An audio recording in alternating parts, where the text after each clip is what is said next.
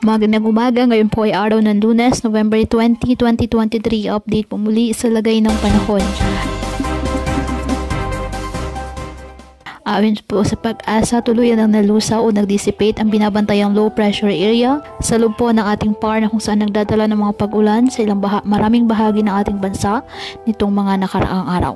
Sa ngayon, shoreline ang nakakaapekto sa eastern section ng Visayas, habang northeast monsoon nakakaapekto pa rin po sa Luzon. Samantala, may bagong cloud cluster na minomonitor dito po sa bandang Sulu Sea, na kung saan may posibilidad dito na maging low pressure area sa mga susunod na araw, kaya patuloy po natin na i-monitor. Samantala, may gale warning pa rin nakataas sa Batanes, Ilocos Norte, Ilocos Sur, Cagayan, Isabela, Aurora, Northern Quezon kasama ng Pulilio Islands, Calaguas Islands, Apurapo, Albay, Eastern coast of Sorsogon, northern and eastern coast of Catanduanes, northern and eastern coast of Northern Samar, eastern coast of Eastern Samar, kung saan delikado po ang pumalaot, lalo na ang ating mga kababayang mangingisda at may maliliit na sasakyang pandagat.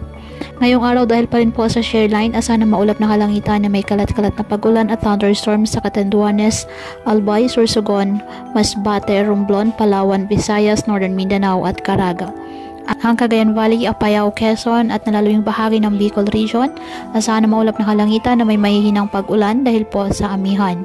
Ang Metro Manila at nalalabing bahagi ng Luzon, bahagyang maulap hanggang sa maulap na kalangitan with isolated light rains dahil po sa northeast monsoon. At ang nalalabing bahagi ng Mindanao, apektado po ng mga localized thunderstorms. Kaya po patuloy po natin na pinag-iingat ang ating mga kababayan sa banta ng mga pagbaha at pagguho ng lupa, at ugaliin po na magdala palagi ng payong o kahit anong panangga sa ulan kapag lalabas ng ating mga tahanan. At yan po muna ang update sa lagay ng panahon ngayong araw. Muli, patuloy po tayo na mag-ingat at palaging tandaan, God loves you. Stay safe and God bless.